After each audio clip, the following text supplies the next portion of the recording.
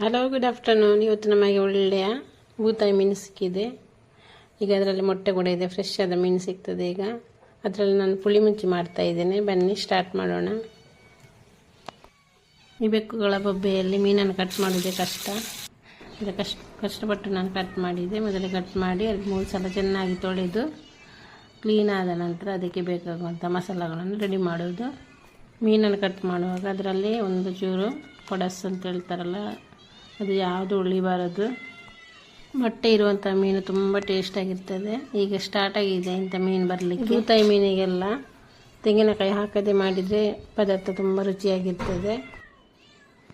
ನಾವೀಗ ಮೀನನ್ನು ತರದೆ ಸ್ವಲ್ಪ ಸಮಯ ಆಯಿತು. ಯಾಕೆಂದರೆ ಫ್ರೆಶ್ ಆದ ಮೀನು ಸಿಗೋದಿಲ್ಲ ಅಂತೇಳಿ ನಾವು ತರಲಿಕ್ಕೆ ಭಯಪಡ್ತಿದ್ದೆವು. ಅದನ್ನು ತಿಂದರೆ ಈ ಬೆಕ್ಕುಗಳಿಗೆ ನಾಯಿಗಳಿಗೆಲ್ಲ ಒಳ್ಳೆಯದಲ್ಲ ಅಂಥೇಳಿ ತುಂಬ ಸಮಯದಿಂದ ತರಲಿಲ್ಲ, ಅಪರೂಪಕ್ಕೆ ತರ್ತಿದ್ದೆವು. ತರುವುದೇ ಇಲ್ಲ ಅಂತೇಳಲ್ಲ, ಚಿಕ್ಕ ಚಿಕ್ಕ ಮೀನನ್ನೆಲ್ಲ ತರ್ತಿದ್ದೆವು. ದೊಡ್ಡ ಮೀನುಗಳಿಗೆ ವಿಷಕಾರಿಯಾದ ಐಸನ್ನೆಲ್ಲ ಹಾಕ್ತಾರೆ ಅಂತ ಹೇಳ್ತಾರೆ. ಆದ ಕಾರಣ ದೊಡ್ಡ ಮೀನನ್ನು ತರಲಿಲ್ಲ. ಮೀನಿಲ್ಲದ ಊಟವು ರುಚಿಸುವುದಿಲ್ಲಲ್ಲ.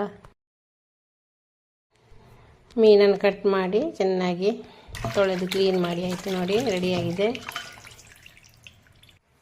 ಇಷ್ಟು ಮೊಟ್ಟೆ ಸಿಕ್ಕಿದೆ, ಕ್ಲೀನ್ ಮಾಡಿ ಆಯಿತು. ಇದಕ್ಕೆ ನಾನು ಉಪ್ಪು ಮತ್ತು ಅರಶಿನ ಪುಡಿಯನ್ನು ಹಾಕ್ತಿದ್ದೇನೆ. ಇದಕ್ಕೆ ಸ್ಮೆಲ್ ಜಾಸ್ತಿ ಇಲ್ಲದ ಕಾರಣ ಅರಶಿನ ಪೌಡರ್ ಹಾಕಿದರೆ ಒಳ್ಳೆಯದು ಅಂತ ಹೇಳ್ತಾರೆ.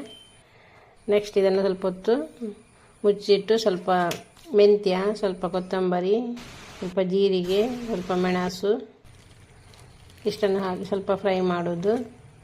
ಇದು ಫ್ರೈ ಆಗಿ ಕ್ರಿಸ್ಪಿ ಆದ ನಂತರ ಮಿಕ್ಸಿ ಜಾರಲ್ಲಿ ಹಾಕಿ ಅದಕ್ಕೆ ಸ್ವಲ್ಪ ಹುಣಸೆ ಹುಳಿ ಹಾಗೂ ಅರಶಿನವನ್ನು ಹಾಕಿ ನೈಸಾಗಿ ಕಡೆಯುವುದು.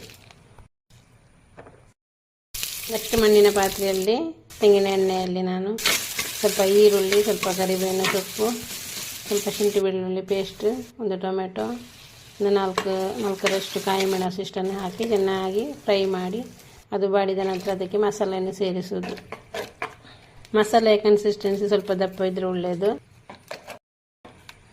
ಈ ಪುಳಿ ಮುಂಚಿ ಮಾಡುವಾಗ ಸಾರು ಯಾವಾಗಲೂ ತೆಳುವಾದರೆ ಒಳ್ಳೆಯದಾಗೋದಿಲ್ಲ. ಸ್ವಲ್ಪ ದಪ್ಪವಾದ ಸಾರನ್ನು ಮಾಡೋದು ಒಳ್ಳೆಯದು. ಇದು ಚೆನ್ನಾಗಿ ಕುದಿದ ನಂತರ ಅದಕ್ಕೆ ಬೂತಾಯಿ ಮೀನು ಹಾಗೂ ಅದರ ಮೊಟ್ಟೆಯನ್ನು ಸೇರಿಸಿ ಚೆನ್ನಾಗಿ ಸ್ವಲ್ಪ ಹೊತ್ತು ಕುದಿಸುವುದು. ಸ್ವಲ್ಪ ಜಾಸ್ತಿ ಹೊತ್ತು ಇದನ್ನು ಕುದಿಸಬೇಕಾಗ್ತದೆ. ಹೀಗೆಯನ್ನು ಯಾವಾಗಲೂ ಮಣ್ಣಿನ ಪಾತ್ರೆಯಲ್ಲಿ ಮಾಡಿದರೆ ಆರೋಗ್ಯಕ್ಕೆ ಒಳ್ಳೆಯದು. ನಾವು ಯಾವಾಗಲೂ ಮಣ್ಣಿನ ಪಾತ್ರೆಯಲ್ಲೇ ಹೆಚ್ಚಾಗಿ ಮಾಡ್ತಾ ಇರ್ತೇವೆ. ಇದು ಚೆನ್ನಾಗಿ ಒಂದು ಕುದಿದರೆ ಸಾಕು.